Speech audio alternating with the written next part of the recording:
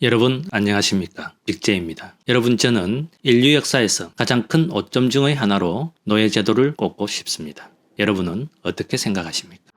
인류의 흑역사 중의 하나인 노예제도의 역사에 대해서 조금은 무거운 마음으로 이야기를 시작해 보도록 하겠습니다. 역사학자 쿨랑주는 노예제도는 사회의 발생과 동시에 일어난 중요한 사건이라고 말했습니다. 그의 말이 맞다면 아마도 노예제도는 사회적 계급이 구분되는 초기 국가 사회에 들어서야 나타난 제도라고 볼 수 있겠습니다. 왜냐하면 사회적 틀이 계급적으로 조직화되지 못한 상태에서는 노예제도가 안정적으로 존재하는 것이 힘들 것이기 때문입니다. 역사상 최초의 문자를 남긴 문명은 수메르 문명입니다. 이 수메르의 기록에는 물론 노예에 관한 기록도 나옵니다. 기록에 의하면 수메르 사회는 전혀 평등하지 않았습니다. 수메르인들은 귀족, 평민, 예속민, 노예로 사회계급이 나누어져 있었습니다. 자, 그럼 노예는 어떻게 조달이 되었을까요? 노예 조달에 있어서 가장 많은 부분을 차지한 것은 전쟁 포로였습니다. 그 다음이 범죄자에 대한 처벌로 노예가 되는 경우가 있었고, 가난한 부모가 자식을 노예로 팔 수도 있었습니다. 그리고 빚을 갚지 못했을 때도 노예가 되었습니다. 수메르에서 노예의 사회적 위치는 기본적으로 가축과 같았습니다. 노예의 주인은 노예를 가축처럼 팔거나 살 수 있었습니다. 타인에 의해 자신의 노예가 죽거나 다치면 금전적 배상을 받을 수도 있었습니다. 노예 자신이 잘못을 저지른 경우는 채찍질을 당하거나 낙인이 찍혔습니다. 그리고 도주노예에 대한 처벌은 사형이었습니다. 그러나 일반적으로 노예의 주인은 노예에게 일을 시키는 데 관심이 있었기 때문에 일상생활에서 이유 없이 학대를 하지는 않았던 것으로 보입니다. 수메르에서 노예의 신분은 초기 기독교인들이 생각했듯이 대를 물려 이어지는 죄의식의 결과도 아니었고, 고대 그리스인들이 생각했듯이 생물학적 차원의 본질적인 것에 기인하는 것도 아니었습니다. 오히려 불운의 산물로 여겨 영원히 지속되지는 않게 했습니다. 그래서 장사할 권리라든가 돈을 빌릴 권리, 특히 자신의 자유를 직접 살 수 있는 권리 등이 인정되었습니다. 더 나아가서는 자유인 남자가 여자 노예와 결혼해서 아이를 낳을 경우 여자와 아이는 남자가 사망하면 곧바로 노예 신분에서 해방이 될 수 있었습니다. 또한 고인이 명시한 경우 상속인이 될 수도 있었습니다. 마찬가지로 자유인 여자가 남자 노예와 결혼을 해도 특별히 비난을 받지는 않았고, 이 결혼에서 생긴 아이는 자유인이 되었습니다. 또한 남자 노예가 사망하면 그의 재산의 절반은 소유주에게, 나머지 절반은 자녀들에게 상속되었습니다. 이러한 구조는 몇 세기가 흐르며 약간의 변화는 있었지만 이후의 국가인 아시리아와 바빌로니아 시대까지 계속되었습니다. 메소포타미아에서와는 달리 이집트에서는 파라오라고 불린 왕이 단순히 인간과 신의 중개자로 끝나지 않고 파라오 스스로가 불멸의 존재로 신격화되었습니다. 그리고 나라의 모든 땅은 파라오의 소유였고, 그 땅에서 농사를 짓는 개인은 모두 그의 소작인이었습니다. 파라오의 땅에서 농사를 지을 수 없는 사람들은 음식과 옷을 얻기 위해 건설 작업장에서 일을 해야 했는데, 피라미드를 축조한 것도 바로 이들이었습니다. 한 가지 알아야 될 사실은 이들은 노예가 아니라는 것입니다. 이집트 역사로 확인된 한 가지 사건을 주목해 보겠습니다. 신왕국의 수도인 테베 맞은편 나일강 연안에서 파라오의 무덤 내부 장식을 담당하던 화가, 조각가 등의 장인들이 보수를 올려달라고 일을 중단했던 사건이 있었습니다. 람세스 3세 때 일어났던 이 사건은 역사상 가장 오래된 파업의 사례일 뿐 아니라 무엇보다도 이 장인들이 적어도 노예는 아니었다는 사실을 증명해주는 사례이기도 합니다. 그러나 코르베라 불리는 파라오의 강제노동을 회피하는 자는 가족과 함께 평생 노예가 되는 벌을 받기도 했습니다. 이집트 또한 전쟁 포로를 노예로 삼는 방식 등 메소포타미아 제국들과 유사한 방식으로 노예를 획득했습니다. 특히 이집트 남쪽의 지금의 수단과 소말리아 지역에서 흑인들을 붙잡아 노예로 삼기도 했습니다. 일반인은 누구라도 돈만 있으면 노예를 살 수 있을 정도로 노예 소유가 매우 흔한 일상이었기 때문에 이집트인은 심지어 자신이 죽은 후에도 노예가 될지 모른다는 두려움에 시달렸다고 합니다. 지중해 동쪽 연안지대에 거주하는 페니키아인과 히브리인 등의 민족들에게도 노예제도는 이집트나 메소포타미아만큼 널리 퍼져 있었다고 합니다. 그럼 이집트에서의 노예 생활과 바빌론에서의 억압받던 생활을 했던 유대인들은 노예를 소유했었을까요? 결론부터 말하자면 그들도 노예를 소유했었습니다. 모세의 율법이 모든 인간은 아담과 이브로부터 태어났으므로 형제라는 그러한 믿음에 근거해 본다면 이 점은 상당히 의외라고 볼 수 있습니다. 그럼에도 이것은 확인된 사실입니다. 주로 성서에 기록된 예를 들어보겠습니다. 열왕기에 보면 솔로몬 왕은 외국인 노예를 이용하여 신전과 예루살렘의 성벽을 짓는다고 나와 있습니다. 출애굽기에서 모세는 유대인이 다른 유대인을 6년 이상 노예로 부리는 것을 금지하고 7년째 되는 해에는 해방시켜 주어야 한다고 했습니다. 또한 레위기에는 외국인 노예는 영원히 소유할 수 있으며 도망 노예는 그가 유대인이든 아니든 주인에게 넘겨주는 것을 금지했다고 나와 있습니다. 다른 성경 구절에는 노예를 학대하는 행위에 대해 강하게 비난하고 있습니다. 또한 출애굽기와 신명기에 다음과 같은 구절이 있습니다.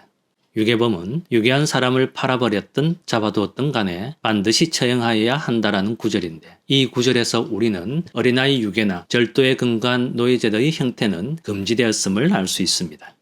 위에 열거한 사항들만 보고 노예가 실제로 어떠한 취급을 받았는지 100% 알기는 힘들지만 성경에 나오는 예언자들이 이러한 행태를 꾸짖었다는 것은 알 수 있습니다. 한 예언자는 이렇게 말하고 있습니다. 억압받는 이들을 자유롭게 해주지 못하면 단식 같은 의식을 행하며 신앙심이 깊은 척하는 것이 무슨 필요가 있단 말인가. 이번 시간에는 고대 그리스 시대의 노예제도에 대해서 알아보도록 하겠습니다. 최근에 해독된 미케네 문명의 문자 기록에 의하면 노예라는 단어가 빈번하게 언급되고 있다고 합니다. 노예 신분으로 보자면 기원전 6세기 말에서 기원전 4세기 말의 고전기 시대보다 억압을 받지는 않았던 것으로 보입니다. 예를 들자면 이 시기에는 노예와 비노예 간의 결합이 흔하게 보이고 염소나 양, 소규모 토지까지 소유할 수 있었습니다. 이러한 면에서 볼 때 고전기 시대의 노예는 어떠한 권리도 누릴 수 없었던 반면에 이 시기의 노예는 미케네 문명의 전문가 존 체드윅의 말처럼 이 시기의 노예는 노예라는 표현보다는 하인이라는 표현이 더 정확할 것이다 라는 말처럼 비교적 자유로웠다고 합니다. 고대 그리스인들은 노예를 보통 안드라포돈이라고 불렀는데 이는 인간의 발을 가진 가축이라는 뜻입니다. 그리고 노예는 자기 고유의 이름과 성을 가질 수 없었습니다. 보통은 주인이 애완동물처럼 붙여주는 이름을 가질 수 있었습니다. 노예의 주인은 자유인이면 누구나 될 수 있어서 시민은 물론이고 폴리스에 거주하는 외국인들도 주인이 될 수 있었습니다. 도주노예는 달군쇠로 낙인을 찍히는 중벌을 받았고 때로는 죽음까지 당했습니다.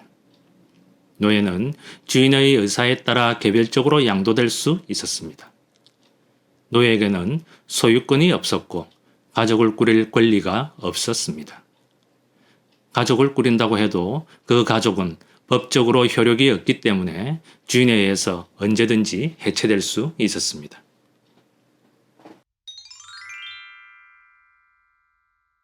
이 시기 노예가 하는 일은 공동체가 원활히 돌아가기 위해서 필요한 활동을 모두 망라할 정도로 아주 다양했습니다. 먼저 가사노예는 집을 관리하고 장을 보고 식사를 준비하고 옷을 짓고 빨래를 하고 주인이 여행할 때 동행을 했습니다. 아테네 시민의 경우 대부분 이런 종류의 가사노예를 평균 2~3명씩 소유하고 있었습니다. 부자들의 경우 10명에서 20명 정도의 가사노예를 소유할 수 있었는데 철학자 아리스토텔레스의 경우 유언으로 13명의 가사노예를 해방시켰다고 합니다. 이와 반대로 노예를 한 명도 살 수 없는 사람은 빈민으로 간주되었습니다. 하지만 이렇게 극도로 빈곤한 시민은 아주 많지는 않았던 것으로 보입니다. 농사일은 노예들만 하지는 않고 영세농이나 임금을 받는 자유인도 했지만 노예의 노동이 가장 중요한 역할을 했습니다. 간해공업도 대부분 노예의 노동력으로 돌아갔습니다. 노예들이 가장 일하기 힘든 곳 중 하나는 광산이었습니다. 아테네 근처의 라우리온에 있는 은광산에서는 3만 명이 넘는 남녀노예들이 너무나도 끔찍한 노동 조건 하에서 혹사당했다고 합니다. 그중 많은 노예들이 펠로폰네소스 전쟁을 틈타서 한꺼번에 도망을 쳤다고 합니다.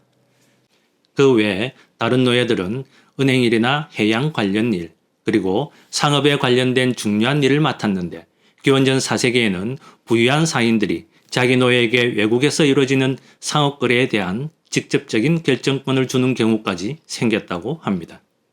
이 밖에도 주인에게 미리 일정한 돈을 내는 조건으로 따로 거주하면서 독립적으로 일하는 코리스 오이콘테스라고 불리는 노예들도 있었고, 토목공사장에 동원되는 노동자와 연애의 흥을 돋우는 악사와 무희, 그리고 매춘부와 같은 주인이 임대해주는 노예도 있었습니다.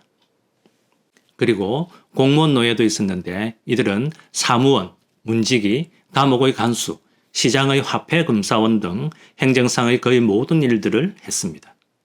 위에 열거한 사항들을 볼 때 고대 그리스는 인류 역사상 최초로 노예제도에 기반을 둔 사회와 경제였다는 것이 정말 맞는 것 같습니다. 고대 그리스의 노예 수급 방법을 살펴보자면 먼저 가장 잘 알려진 전쟁 포로가 있겠습니다. 그리고 약탈이나 해적질에 의한 노예 획득이 있었고 유괴된 어린아이들을 노예로 만드는 관습도 있었습니다. 그러나 고대 그리스 사회에서 사용된 노예 노동력의 주된 원천은 바로 노예무역이었습니다. 노예무역은 호메로스 시대부터 지중해 연안 부근에서 성행했으며 아테네를 비롯해 코린토스, 아이기나 키오스, 델로스 같은 곳에서 확인되었습니다. 고대 그리스 세계 전체가 노예제도에 기반을 둔 사회의 경제제도로 생산 양식을 전환시킬 수 있었던 것은 바로 노예무역의 번성이 있었기 때문이었습니다. 여기에서 스파르타의 독특한 노예제도에 대해서 잠깐 알아보겠습니다. 스파르타는 전쟁 포로들을 그들의 도시 가까운 곳에 거주시켜 노예로 삼았습니다. 그들이 가장 처음 주민을 노예로 삼았던 사람들은 그리스 남쪽의 헬로스인들이었습니다. 그래서 헬로스 주민을 뜻하는 헬로트란 단어는 노예나 농노를 일컫는 말로 변화해 갔습니다. 스파르타인은 헬로트들을 주변의 땅에서 일하도록 시키고 그들이 생산한 농산물의 일정량을 스파르타에 바치도록 했습니다. 그리고 전쟁이 일어날 경우 스파르타인의 종복으로 전쟁터에 데려갔습니다. 인구가 적은 스파르타인들은 인구가 많은 헬로트인들이 반란을 일으킬까 두려워 그들이 노예의 처지임을 잊지 않도록 하기 위해 매년 한 명씩 저명한 헬로트인을 처형을 했다고 합니다.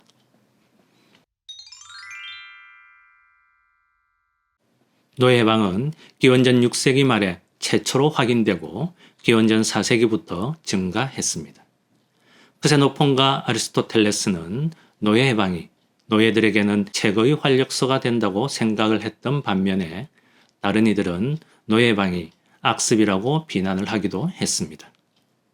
노예의 주인이 자신의 노예에게 자유를 준 이유는 다양할 테지만 대체로 노예들이 열심히 일하도록 만들기 위해 자유의 가능성을 이용하는 경우가 많았습니다.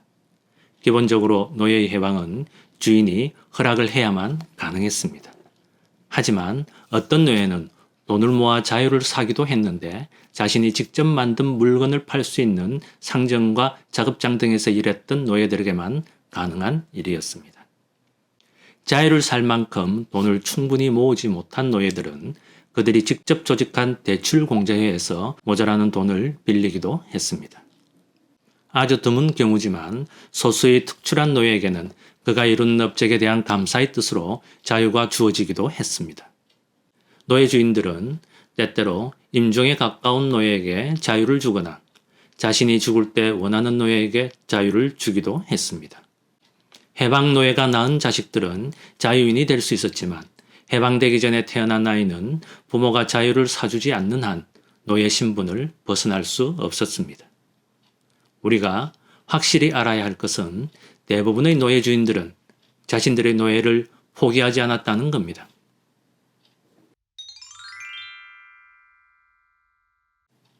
이상하게도 노예제도에 대한 변호는 거의 존재하지 않습니다.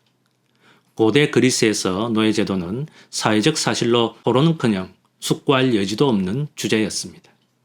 물론 그리스의 극작가 팔레몬과 같이 노예제도에 의문을 표하는 소수의 사람이 있었으나 사실 없는 거나 마찬가지였습니다. 노예 주인들은 노예라는 사실 자체만으로 그들을 열등한 존재로 여겼습니다. 노예가 무슨 생각을 하고 무엇을 느끼고 노예가 되기 전에 무슨 일을 했는지는 전혀 상관이 없었습니다. 대부분의 사람은 저명한 그리스의 철학자 아리스토텔레스의 견해를 따랐습니다. 아리스토텔레스는 그의 저서에서 이렇게 썼습니다. 노예는 노예로 태어났기 때문에 노예이다.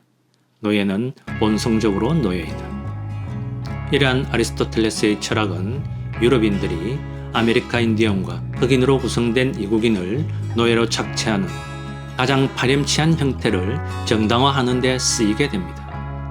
이번 시간에는 고대 세계에서 노예제도에 기반을 둔 두 번째 대사회인 고대 로마의 노예제도에 대해 알아보겠습니다. 노예의 수는 로마 공화정 시기 내내 꾸준히 증가했는데 이는 대단히 공격적인 군사제국주의 정책의 결과였습니다. 기원전 2세기 초부터 로마 공화정은 야심찬 영토 확장 정책을 펼쳐 결국 지중해 연안 전체를 지배했고 전쟁에서 승리할 때마다 정복한 도시의 주민 전부는 아닐지라도 전장에서 사로잡은 포로들을 노예로 만들었습니다. 이와 관련하여 이 시기 문헌에 기록되어 있는 세 가지 예를 들어보겠습니다. 첫 번째로 기원전 167년 집정관 파울루스는 마케도니아의 마지막 왕을 항복시킨 뒤 에페로스 주민 15만 명을 로마로 끌고 갔습니다. 두 번째는 기원전 146년 3차 포에니 전쟁에서 로마가 승리하고 카르타고 주민 20만 명을 로마로 끌고 갔습니다. 세 번째는 카이사르가 기원전 51년 갈리아를 정복한 뒤에 100만 명의 갈리아인을 노예로 만들었습니다. 이와 같이 로마 시대의 노예 수급의 가장 중요한 수급원은 전쟁 포로였습니다. 그리고 두 번째가 고대 그리스처럼 노예 전문 시장에서 구하는 것이었습니다. 그 외에 채무를 변제하지 못하였을 경우와 어린아이의 유기 등이 있었습니다. 자식이 태어났을 때 아버지 혹은 독신 어머니가 아이를 받아들일 생각이 없거나 키울 방도가 없을 경우에는 자식을 유기할 권리가 있었습니다. 이와 같이 버려진 아이들은 10중 8구 노예가 되었는데 이 고아 노예들은 어린이 되면 매춘을 강요당하는 경우가 많았습니다. 그 중에는 일부 부유한 사람들의 기호를 충족하기 위해 거세당하는 경우도 있었다고 합니다. 유아 유기권은 발렌티아누스 1세 치하인 374년에야 폐지되었습니다. 그렇다고 해서 유아 유기가 아주 없어진 것은 아닌데 라틴 문학을 보면 이에 대해 진심으로 붕괴하는 사람들은 아무도 없었음을 알 수 있습니다. 유아 유기는 이탈리아와 여타 유럽 지역에서 중세 말까지 이어졌습니다. 그리스에서와 마찬가지로 로마에서도 노예에게는 법인격이 없었습니다. 노예는 이름은 있지만 성은 없었습니다. 재산도 소유하지 못했습니다. 그리고 결혼할 권리도 자식을 키울 권리도 없었고 재판소에도 들어가지 못했습니다. 증언을 하기 위해 소환되는 경우는 예외인데 이때는 고문을 당해야 했습니다. 요컨대 노예는 주인의 물건이었습니다. 가난한 집에 고용된 노예라고 더 불쌍히 여길 필요는 없었습니다. 주인이 가난하면 노예는 불쌍한 주인의 동반자이자 친구도 될 수 있었습니다. 하지만 재산이 가장 적은 로마인들이나 노예를 2~3명 밖에 소유하지 못했던 것이지 나머지 로마인들은 훨씬 더 많은 노예를 두었습니다. 최고 부자들은 수백에서 수천 명까지 소유할 수 있었습니다. 이런 경우 노예들은 특별한 대접을 받지 못했습니다. 노예는 주인집에서 집안일을 할 때 의사, 약사, 문지기, 안마사, 이발사, 요리사, 마부등과 같은 특정 역할을 맡을 수도 있었습니다. 또 주인의 작업장에서 일꾼으로 일하거나 그리스에서처럼 허가를 받고 따로 살 수도 있었습니다. 세금을 내는 조건으로 장인이나 소매상인으로 일할 수 있었습니다. 명문가에는 글자를 읽을 줄 아는 노예도 있었는데 이들은 회계나 비서 또는 주인의 자녀를 가르치는 가정교사가 되었습니다. 특히 당시의 국제인 그리스를 구사하는 노예는 가정교사로서 수요가 많았다고 합니다. 노예는 원칙적으로 자식을 갖지 못했습니다. 일할 수 있게 될 때까지 아이를 수년간 먹이고 키우는 일은 아이가 병에 걸리거나 죽을 수도 있었기 때문에 비용이 많이 드는 불확실한 투자였습니다. 이런 투자를 할 의향이 있는 소유주는 거의 없었습니다. 이 때문에 노예가 성관계를 하지 못하도록 철저히 감시하였습니다. 이와 같이 노예는 단지 하급 인간으로 취급받는 데 그치지 않고 인간의 타고난 욕구를 충족할 권리조차 인정받지 못했습니다. 여기에서 많은 분들이 관심을 가지는 로마 시대의 검투사에 대해서 잠시 언급하겠습니다. 검투사 집단에서 가장 다수를 차지했던 이들 역시 노예였습니다.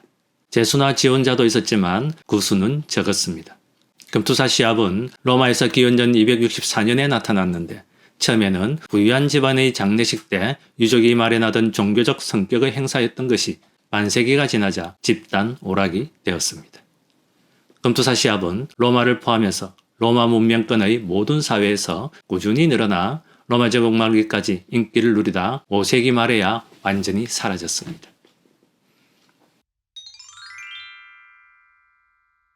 기원전 73년 이탈리아 남부 나폴리 근처 카푸아에서 반란이 일어났습니다.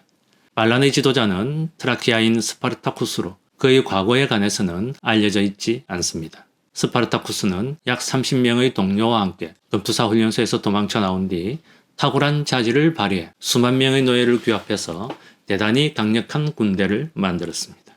이들은 로마군과 격렬하게 싸웠습니다. 하지만 스파르타쿠스는 약탈이나 살인으로 만족하지 않았습니다. 그는 머릿속으로 완벽한 전략을 세워놓고 있었습니다. 스파르타쿠스가 이끌었던 노예 가운데에는 특히 갈리아인과 게르만인이 있었는데 마리우스가 기원전 101년에 이들과의 전쟁에서 승리하여 전쟁 포로로 끌고 왔던 사람들이었습니다. 이들이 이탈리아에 그대로 머문다면 절대로 자유를 되찾지 못하리라 생각한 스파르타쿠스는 이들에게 북쪽을 통해 고향으로 돌아가는 길을 터주고자 했고 북이탈리아까지 가는데 성공했습니다. 그런데 그곳에서 그는 알려지지 않은 이유로 전략상의 결정적 실수를 저질러 북쪽으로 계속 가지 못하고 남이탈리아 쪽으로 내려오고 말았습니다. 이 실수가 스파르타쿠스의 희망에 종말을 고하고 말았습니다. 원로원이 8개 군단의 수장에 임명한 크라수스는 노예 군단을 이탈리아 반도의 남동쪽 구석으로 몰아넣었습니다. 노예들은 배를 구하지 못해 이탈리아 반도를 탈출하려는 계획도 무산되었습니다. 파국은 기원전 71년 초에 일어났습니다. 스파르타쿠스는 지금의 브린디시 근처의 전투에서 사망하였고 포로로 잡힌 노예 6,000명이 아피아 가도를 따라 늘어선 십자가에 못 박혀 처형되는 것으로 끝이 났습니다. 노예가 자유를 얻는 방법은 주인에게 돈을 지급하거나 주인의 사망 시 유언에 의해 얻을 수도 있었습니다. 해방노예는 원하는 대로 직업을 선택할 수 있었고 그 직업에서 성공을 거두는 경우도 있었습니다. 하지만 시민권을 모두 누리는 것은 한참 후의 일이었습니다. 예를 들어 해방노예는 자유인 이성과 연애는 할 수 있었지만 합법적인 결혼을 할 권리는 없었습니다. 그리고 투표권도 없었는데 공화정 로마에서 시행된 선거제도는 가난한 계층에게 투표할 기회를 거의 주지 않았기 때문입니다. 해방노예의 아들은 어머니가 노예가 아니고 아버지가 노예 신분에서 해방된 뒤에 태어났다면 곧바로 자유를 얻으며 자유인으로 간주되었습니다. 반대로 아버지가 해방되기 이전에 태어났다면 해방노예의 손자부터 자유인이 될 수 있었습니다. 따라서 노예 회원들이 실제로 치욕스러운 노예 신분에서 완전히 벗어나기 위해서는 몇 세대가 지나야 하는 경우가 많았습니다. 하지만 이 때문에 해방노예가 로마 시대에 중요한 역할을 하지 못했던 것은 아니었습니다. 교육받고 똑똑한 해방노예들은 의사, 건축가, 음악가, 문법학자로 활동했습니다. 최초의 라틴어 작가인 리비우스 안드로니쿠스는 한때 가정교사 노예였습니다. 극작가인 테렌티우스와 트라키아 출신 우화작가 파이드루스, 폼페이우스 희와 해군 사령관이었던 메노도로스도 모두 해방노예였습니다. 그렇지만 자유는 원한다고 해서 쉽게 얻을 수 있는 게 아니었습니다. 결국 해방의 가능성은 오로지 주인의 호의에 달려 있었던 것이었습니다. 아우구스투스가 황제가 되면서 노예들이 처한 환경이 점진적으로 개선되었던 것으로 보입니다. 변화는 매우 느렸을 것으로 짐작되어집니다. 예를 들어 네로 황제 치하에서 감시 소홀로 주인을 죽게 만들었다고 고소당한 노예 400명이 원로원 결의에 의해 사형되었습니다. 트라이아누스 황제 치하에서도 주인이 살해된 경우에 그의 노예들을 제다 고문해서 정보를 얻어낸 일이 드물지 않게 일어났습니다. 트라이아누스의 후계자인 하드리아누스 황제 시대에 와서야 비로소 이 관행은 범죄 발생 순간에 주인 근처에 있던 노예들로 제한되어 적용되었습니다. 하드리아누스가 집권하면서부터 주인에게 노예의 생사예탈권을 주었던 과거의 법제가 조금씩 수정되었습니다. 노예를 포주에게 파는 것, 검투사 시합업자에게 파는 것, 거세시키는 것, 행정관에게 사전에 의뢰하지 않고 노예에게 사형을 선고하는 것이 금지되었습니다. 제정시대 로마 사회의 변화에 있어서 가장 큰 특징은 자유를 획득한 노예의 수가 눈부시게 증가한 것이었다고 합니다. 이런 경향은 여러 요소들이 중첩돼서 생긴 결과인데 이는 로마 제국의 영토에 살고 있는 모든 자유인에게 로마 시민권을 점진적으로 승인해주는 경향으로 이어졌고 이러한 경향은 212년에 카라칼라 황제의 칙령으로 확고해졌습니다. 380년 테오도시우스 1세의 칙령을 기점으로 로마 제국의 공식 종교가 된 기독교의 전파는 가톨릭 역사가들이 오래전에 주창했던 것과는 달리 노예제도가 소멸되는 데 별다른 역할을 하지 못했던 것으로 보입니다. 베드로와 바울을 본받은 공회들은 노예에게 주인을 존경하고 순종할 것을 장려하며 반란에 대한 모든 욕구를 단죄했습니다. 신실한 기독교 신자였던 콘스탄티누스 1세는 노예가 벌을 심하게 받아서 목숨을 잃어도 주인을 고소할 수 없게 했습니다. 그럼에도 불구하고 해방노예의 신분이 빠르게 상승하며 로마 제국 하에서 노예 제도에 기반을 둔 생산 양식은 천천히 해체되었고 로마 제국이 붕괴할 때 사라졌습니다. 이번 시간은 여기까지 하겠습니다.